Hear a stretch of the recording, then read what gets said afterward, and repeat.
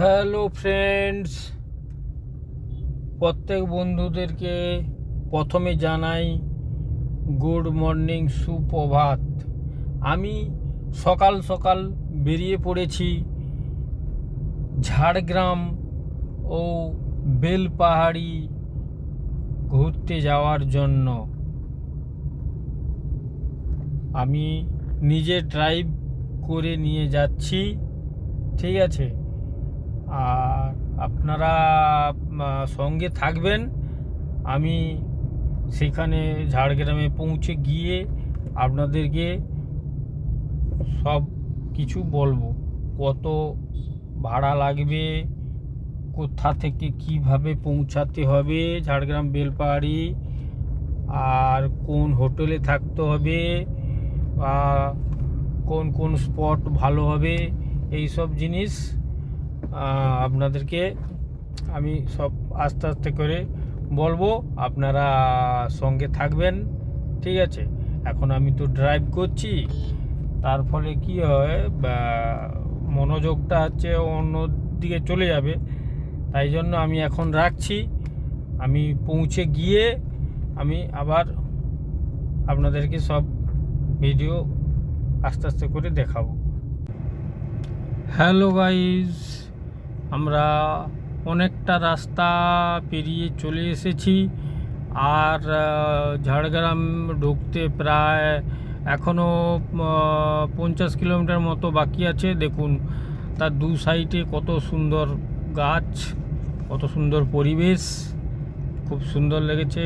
যে জায়গাতে আমরা পৌঁছেছি ওই জায়গাটা দেখুন, তার ভিতর থেকে আমি যাচ্ছি। দু সাইডে কীভাবে গাছ, খুব সুন্দর একটা টাউন টাইপের আর কি। সেই টাউনের মধ্যে দিয়ে যাচ্ছি, দেখুন কত সুন্দর পরিবেশটা। দেখতে থাকুন আর সঙ্গে থাকুন। আমি নেক্সট আবার পৌঁছে গিয়ে আপনাদেরকে ভিডিও করে দেখাবো। জাস্ট আপনারা সঙ্গে থাকবেন। ওকে।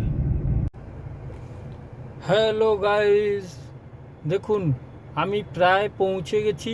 তবে আপনাদেরকে রাস্তায় যাতায়াতের পথে একটা জিনিস দেখাচ্ছি, আপনাদের নিশ্চয়ই খুব ভালো লাগবে।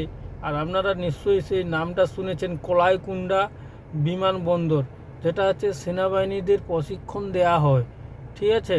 আর এইখান থেকেই হচ্ছে সেনাবাহিনীরা, যেগুলো হচ্ছে এয়ারফোর্স, সেই বিমান এইখান থেকেই যাতায়াত করে, ঠিক আছে? সেইটাই হচ্ছে আপনাদেরকে দেখাবো।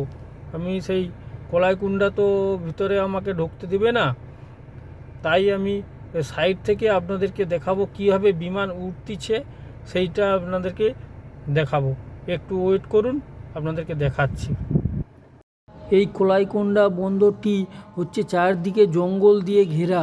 উপর থেকে কোনো শত্রুপক্ষ কখনোই বুঝতে পারবে না এখানে এয়ারফোর্স বন্দর আছে। হ্যালো গাইজ, আমি পৌঁছে গেলাম বেলপাহাড়ি, কিন্তু প্রচুর খিদে পেয়ে গেছে। রাস্তাতে কোথাও দাঁড়িয়ে খেলে হতো, কিন্তু আমি খুব ব্যস্ত ছিলাম, তো তাই জন্য আমি করলাম কোথাও না দাঁড়িয়ে আমি সোজা চলে এলাম বেলপাহাড়ি। তাই এখানে একটা কাকার দোকান আছে, এই কাকার দোকানে একটু চা বিস্কুট খাই, খেয়ে দিয়ে তারপরে আপনাদেরকে স্পটে কোথায় কি দেখানো যায় সেইটা দেখাবো। সাথে থাকুন, দেখতে থাকুন। কাকা একটা চা দাও। ঠিক আছে,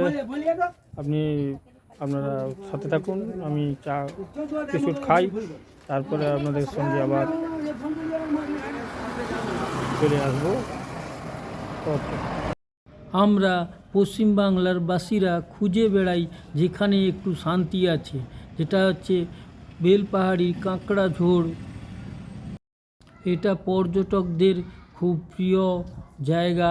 এটা ঝাড়গ্রাম থেকে 38 কিলোমিটার দূরে অবস্থিত। আর দেখুন, কাঁকড়াঝোড় হচ্ছে ঝাড়গ্রাম জেলার একদম ঝাড়খণ্ড লাগোয়া রূপকথার জায়গা কাঁকড়াঝোড়। কলকাতা থেকে ট্রেনে বা বাসে ঝাড়গ্রাম চলে আসুন, আর ঝাড়গ্রাম থেকে 40 কিলোমিটার দূরে বেলপাহাড়ি। আর বেলপাহাড়িতে এসে 1500 টাকা বিনিময়ে বেলপাহাড়ি আর কাঁকড়াঝোড় দেখার জন্য গাড়ি বুক করতে পারেন। এর পরের গন্তব্যস্থল বেলপাহাড়ি থেকে 8 কিলোমিটার দূরে গড়রাসিনী পাহাড়। পাহাড়ের চারদিকে কেবল সবুজ আর সবুজ, ঝাউ, মহুয়া, সোনাঝুরি আর ইউক্যালিপটাস দিয়ে ঘেরা। পাহাড়ে উঠতে উঠতে দেখা মিলবে একটি কৃষ্ণ মন্দির।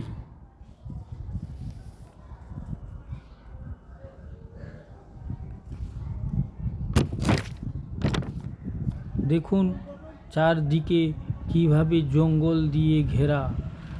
এই কৃষ্ণ মন্দির আমরা দর্শন করে আরও সামনের দিকে এগিয়ে গেলাম। চারদিকে সবুজ আর ছোট ছোট পাহাড়, আর চারদিকে পাখির ডাক, আর আকাশ যেন মিশে গেছে সবুজ পাহাড়ের সঙ্গে। এর পরের গন্তব্যস্থল ঢাঙ্গি কুসুম। এই ঢাঙ্গি কুসুম বেলপাহাড়ি থেকে প্রায় 15 কিলোমিটার দূরে এখানে রয়েছে একটা ঝর্ণা, যাকে স্থানীয়রা ঢাঙ্গি কুসুম বলে। তবে এটা ছোট ঝর্ণা, বর্ষাকালে এই ঝর্ণার রূপ ভয়ঙ্কর হয়ে যায়। বেলপাহাড়ি আর কাঁকড়াগাছের ইতিহাস বলে আদিম রণজাতিদের শাসন করার নামে তাদের অত্যাচার করেছিল ইংরেজরা। পরবর্তীকালে ইংরেজ শাসকদের হাত ধরেই কাঁকড়াগাছি আর ঝগড়া গড়রাসিনী পরিচিত হয় বহির্জগতের কাছে।